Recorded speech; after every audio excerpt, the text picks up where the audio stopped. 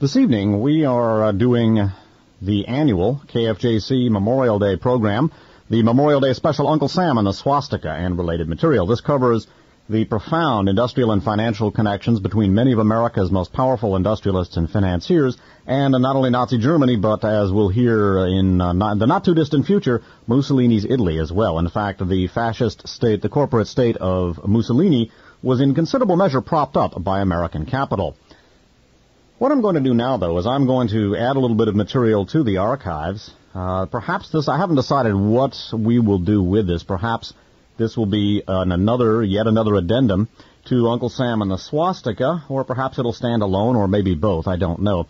What I'm going to do now is I'm going to read a very important piece of history into the record, and this by way of fleshing out the listening audience's understanding of just what it was that motivated many of the most prominent industrialists and financiers and corporations in the world, American, German, British, and French, to back fascism. Not just those countries, but many others as well. Why did they back fascism? Well, as we have seen and will see, anti-communism was a major motive, but beyond that, there's something even more significant, though not unrelated.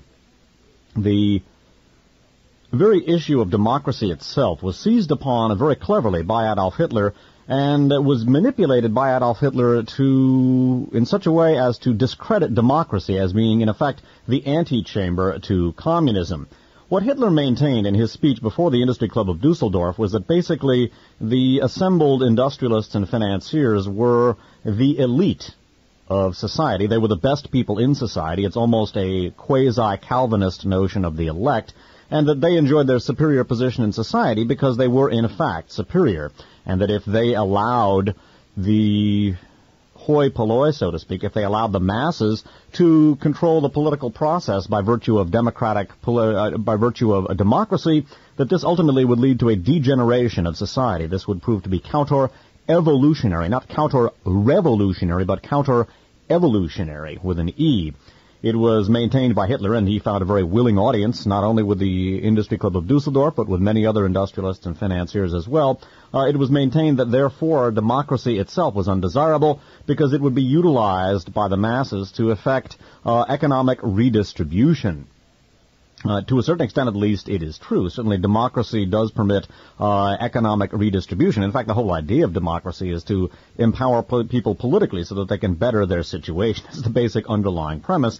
However, many members of the listening audience in the calendar year 1993, and for the benefit of those who hear this on tape, it is now May 30th of 1993, they may be wondering just how it could be that industrialists and financiers could support a totalitarian like Adolf Hitler or Mussolini. It shouldn't really come as that much of a shock. The U.S. And the American-based multinational corporations back up dictators in many parts of the world, particularly the Third World.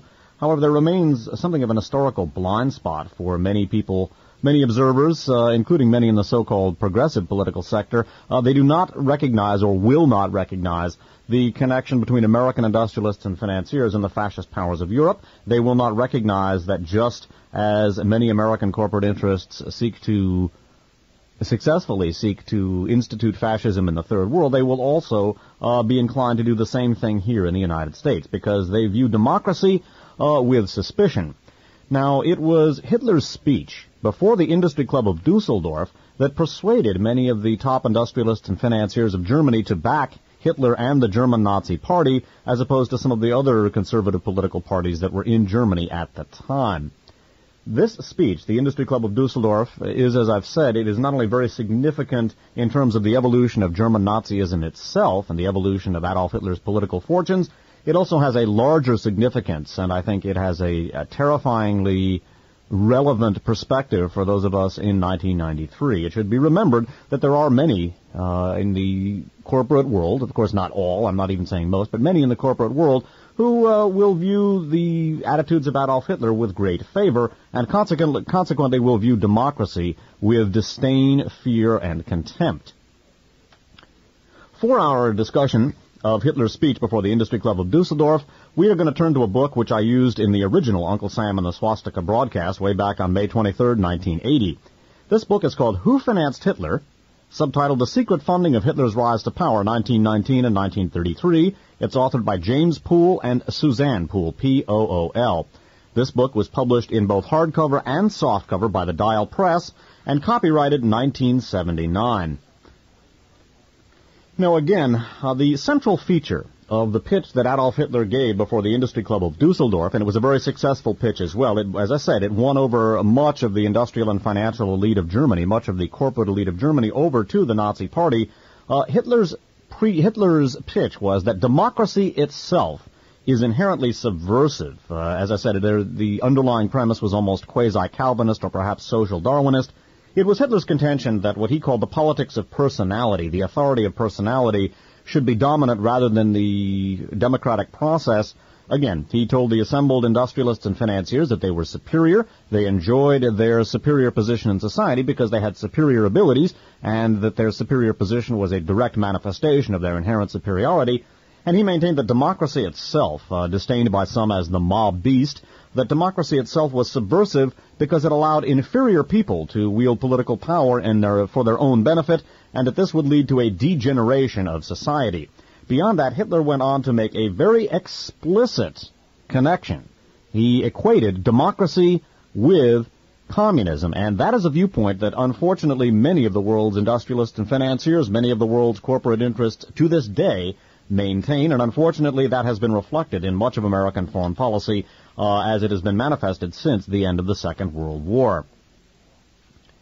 The individual who brought Adolf Hitler to the Industry Club of Dusseldorf was an individual who you heard described earlier in the Uncle Sam and the Swastika broadcast. That's a fellow named Fritz Thyssen, capital T-H-Y-S-S-E-N, a German steelmaker. We discussed Thyssen not only in the original Uncle Sam and the Swastika broadcast from May of 1980, but also in one of the addenda from June 14th of 1992.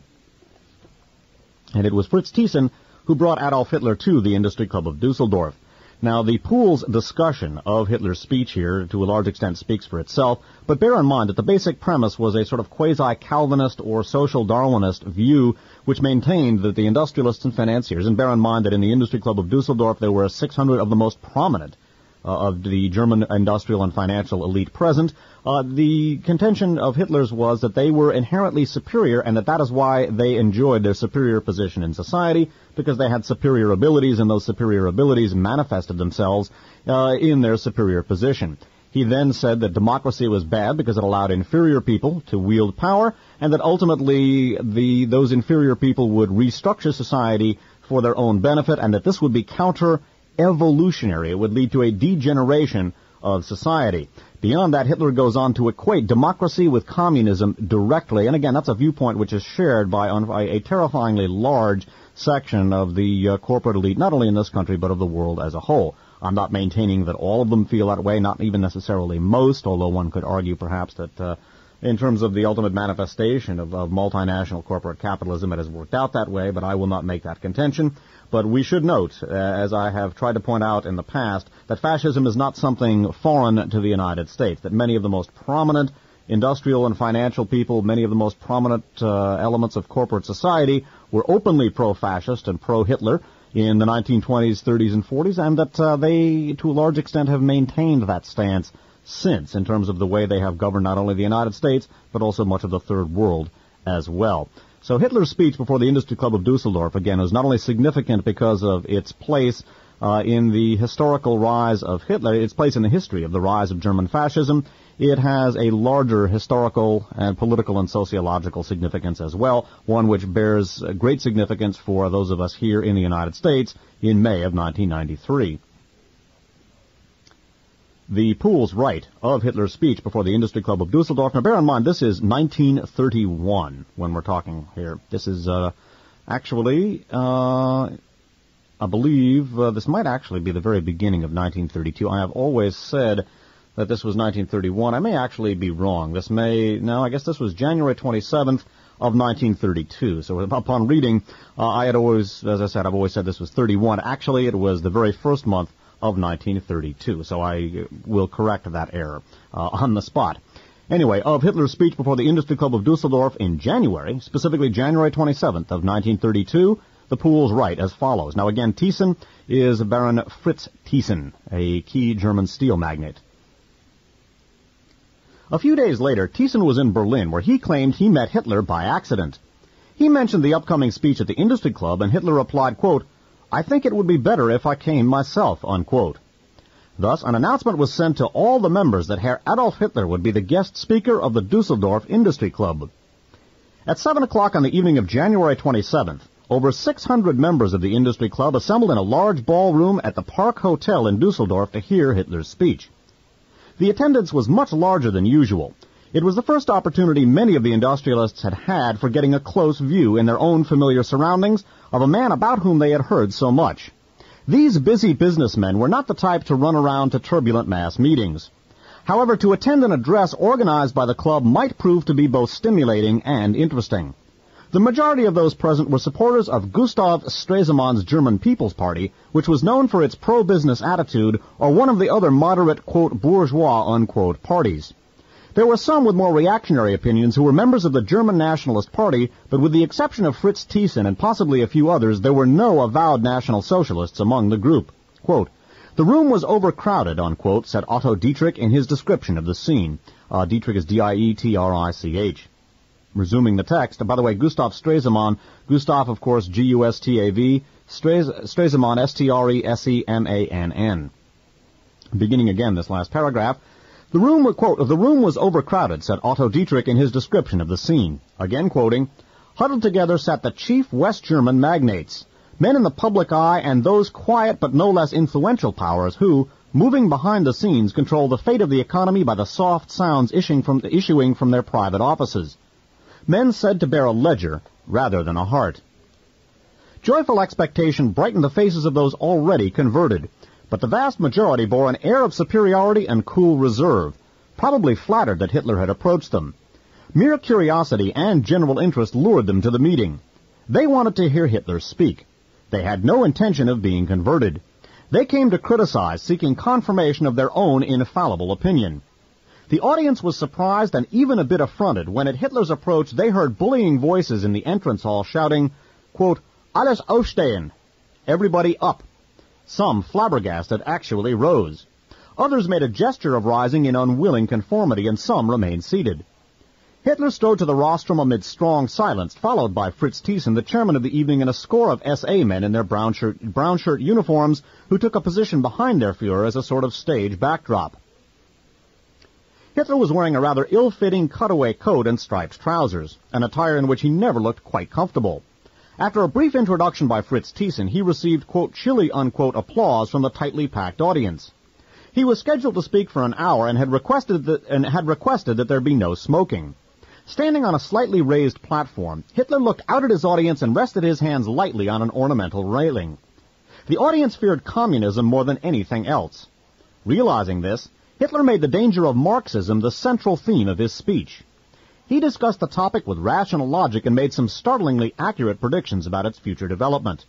He said it was no use dismissing communism as a mere delusion of misguided manual workers. I'm going to read this last paragraph again because it's a critical one. The audience feared communism more than anything else.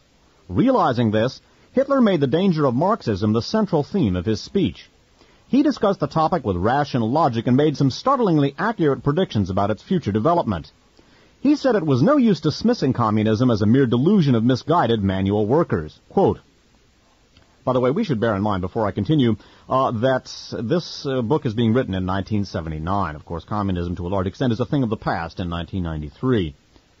Bolshevism, again quoting Hitler here, Bolshevism today is not merely a mob storming about in some of our streets in Germany, but it is a conception of the world which is in the act of subject. Let me begin again. Bolshevism today is not merely a mob storming about in some of our streets in Germany, but it is a conception of the world which is in the act of subjecting to itself the entire Asiatic continent, and which today, in the form of a state, Russia, stretches almost from our eastern frontier to Vladivostok. Reminiscent in some ways of the evil empire speech of Ronald Reagan. Continuing with Hitler's observations. The situation is represented as if here it was merely a question of purely theoretical problems, of views held by a few visionaries or evil-disposed individuals. No. A philosophy of life has won over to itself a state, and starting from this state, it will gradually shatter the whole world and bring it down in ruins. Bolshevism, if its advance is not interrupted, will transform the world as completely as in times past did Christianity. It is not as if this gigantic phenomenon could simply be thought away from the modern world, unquote. Hitler argued, and this next paragraph is very important, the interpolative discussion by the Pools. Hitler argued that liberal democracy and the idea of human equality would inevitably lead to communism. Once again, Hitler argued that liberal democracy and the idea of human equality would inevitably lead to communism. Quote, "You maintain, gentlemen, that German business life must be constructed on a basis of private property. Now, such a conception as that of private property can only be defended if in some way or another it appears to have a logical foundation. This conception must deduce its ethical justification from an insight into the necessity which nature dictates." By the way, nature has a capital N here. "It cannot simply be upheld by saying, quote, 'it has always been so, and therefore it must continue to be so,' unquote. For in periods of great upheaval, institutions and systems cannot remain untouched just because they have previously been preserved without change. It is the characteristic feature of all really great revolutionary epochs in the history of mankind that they pay astonishingly little regard for forms which are hallowed only by age. It is thus necessary to give sound foundations to traditional forms which are to be preserved so that they can be regarded as absolutely essential, as logical and right. Then I am bound to say that private property can be morally and ethically justified only if I admit that men's achievements are different. Only on that basis can I assert, since men's achievements are different, the results of those achievements are also different. And if the results of those achievements are different, then it is reasonable to leave to men the administration of those results to a corresponding degree." I'm going to read these last couple of sentences again, because they're critical. Again, we're quoting Hitler here. "Then I am bound to say that private property can be morally and ethically justified only if I admit that men's achievements are different. Only on that basis can I assert, since men's achievements are different, the results of those achievements are also different. And if the results of those achievements are different, then it is reasonable to leave to men the administration of those results to a corresponding degree. It would not be logical to entrust the administration of the result of an achievement which was bound up with a personality either to the next best but less capable person, or to a community which, through the mere fact that it had not performed the achievement, has proved that it is not capable of administering the result of that achievement." Last couple of sentences again, or this last sentence again. "It would not be logical to entrust the administration of the result of an achievement which was bound up with a personality either to the next best but less capable person, or to a community which, through the mere fact that it had not performed the achievement, has proved that it is not capable of administering the result of that achievement." Continuing with Hitler's speech. "Thus, it must be admitted that in the economic sphere men are not of equal value or of equal importance. And once this is admitted, it is madness to say, in the economic sphere there are undoubtedly differences in value, but that is not true in the political sphere. It is absurd to build up economic life on the conceptions of achievement, of the value of personality, and therefore in practice on the authority of personality, but in the political sphere to deny the authority of personality and to thrust into its place the law of the greater number, democracy." Once again, last couple of sentences. "And once this is admitted, it is madness to say in the economic sphere there are undoubtedly differences in value, but that is not true in the political sphere. It is absurd to build up economic life on the conceptions of achievement, of the value of personality, and therefore in practice on the authority of personality, but in the political sphere to deny the authority of personality and to thrust into its place the law of the greater number, democracy," unquote. Then the Pools go on to say, "This statement illustrates one of Hitler's most effective arguments. It relates directly to the personal interest of the audience.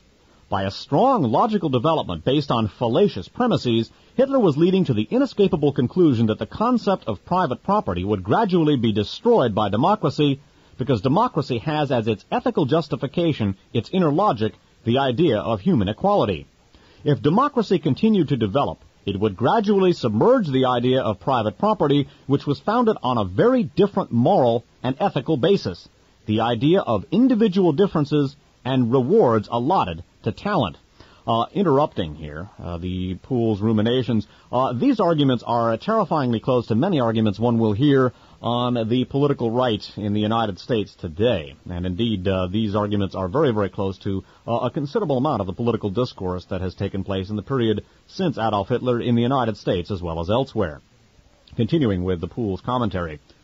The whole edifice of civilization, Hitler continued, is, quote, the result of the creative capacity, the achievement, the intelligence, and the industry of individual God-favored geniuses, unquote. The men of average capacity are only a, quote, human labor force, unquote, which carry through the creations of genius and talent. One more time, this last couple of sentences. The whole edifice of civilization, Hitler continued, is, quote, the result of the creative capacity, the achievement, the intelligence, and the industry of individual God-favored geniuses, unquote. The men of average capacity are only a, quote, human labor force, unquote, which carry through the creations of genius and talent, quote. So it is only natural that when the capable intelligences of a nation, which are always in a minority, are regarded only as of the same value as all the rest, then genius, capacity, and the value of personality are slowly subjected to the majority, and this process is then falsely named the rule of the people. Last sentence again, quote, so it is only natural that when the capable intelligences of a nation, which are always in a minority, are regarded only as of the same value as all the rest, then genius, capacity, and the value of personality are slowly subjected to the majority, and this process is then falsely named the rule of the people. For this is not the rule of the people, but in reality the rule of stupidity, of mediocrity, of half-heartedness, of cowardice, of weakness, and of inadequacy. Rule of the people means rather that a people should allow itself to be governed and led by its most capable individuals, those who are born to the task, and not, quote, a chance majority which of necessity is alien to these tasks, unquote. By the way, we're going to hear as we go into the American support for for Mussolini's Italy, and we compare the economy under Reagan and Bush with Mussolini's corporate state. This basic rationalization here presented by Hitler was the rationalization behind the corporate state, and it led to the wholehearted support of fascism by many of the world's top industrialists and financiers. Repeating, rule of the people means rather that a people should allow itself to be governed and led by its most capable individuals, those who are born to the task, and not, quote, a chance majority which of necessity is alien to these tasks, unquote. Again quoting now, and of course the person we're quoting here is Adolf Hitler. In periods of national decline, he said, we always find that in place of the value of personality, there is substituted a leveling idea of the supremacy of mere numbers, democracy, unquote. But now, again quoting, the concept of human equality itself has been developed into a political and economic, quote, system, unquote, and this system is communism. Last sentence again, because this is where Hitler directly equates democracy and communism. In periods of national decline, he said, we always find that in place of the value of personality, there is substituted a leveling idea of the supremacy of mere numbers, democracy, unquote. But now, again quoting, the concept of human equality itself has been developed into a political and economic system, and this system is communism. And again, continuing what Hitler said, in the last resort, political decisions are decisive, unquote, and determine the conduct in every sphere of national life. Again quoting, for 50 years, you can build up the best economic system on the basis of the principle of achievement. For 50 years, you may go on building factories. For 50 years, you may amass wealth, and then in 3 years of mistaken political decisions, you can destroy all the results of the work of these 50 years, unquote. There were murmurs of, quote, very true, unquote, and many members of the audience were nodding their heads in consent. Hitler had finally succeeded in breaking through the icy reserve of his audience. Again quoting, to sum up the argument, he said, I see two diametrically opposed principles. The principle of democracy, which is the principle of destruction, and the principle of the authority of personality, which I would call the principle of achievement, because whatever man has achieved in the past, all human civilizations, is conceivable only if the supremacy of this principle is admitted, unquote.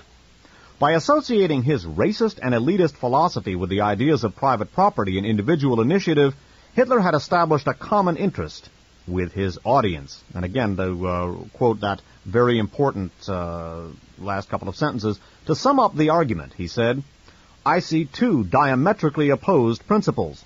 the principle of democracy, which is the principle of destruction, and the principle of the authority of personality, which I would call the principle of achievement, because whatever man has achieved in the past, all human civilizations, is conceivable only if the supremacy of this principle is admitted, unquote. And the Pools go on to add, by associating his racist and elitist philosophy with the ideas of private property and individual initiative, Hitler had established a common interest with his audience. And again, it was this speech before the Industry Club of Dusseldorf on January 27, 1932, that Adolf Hitler won over much of the industrial and financial elite of Germany to supporting his German Nazi Party, as opposed to some of the other conservative political parties that were in existence at the time. And beyond its significance for the rise of German fascism, that speech is very significant because it provides an insight into a mentality which unfortunately has survived Adolf Hitler and which is very much with us today, which views democracy with suspicion and equates it with communism because it will allow inferior people to destroy the works of superior people.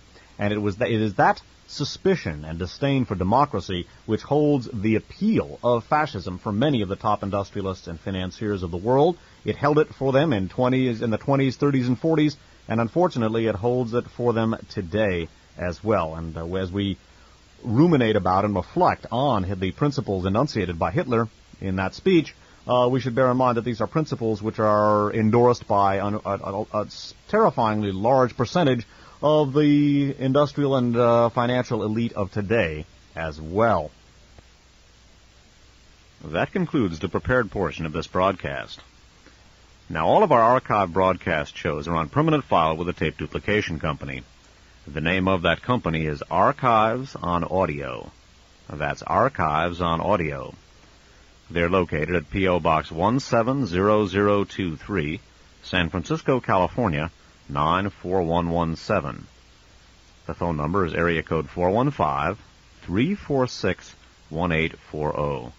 415-346-1840. I should also mention that neither myself nor this station makes any money off of this announcement. This is FYI. This is Dave Emory thanking all the listeners for their contributions and encouraging them to tune in again to the next broadcast. Until then, take care.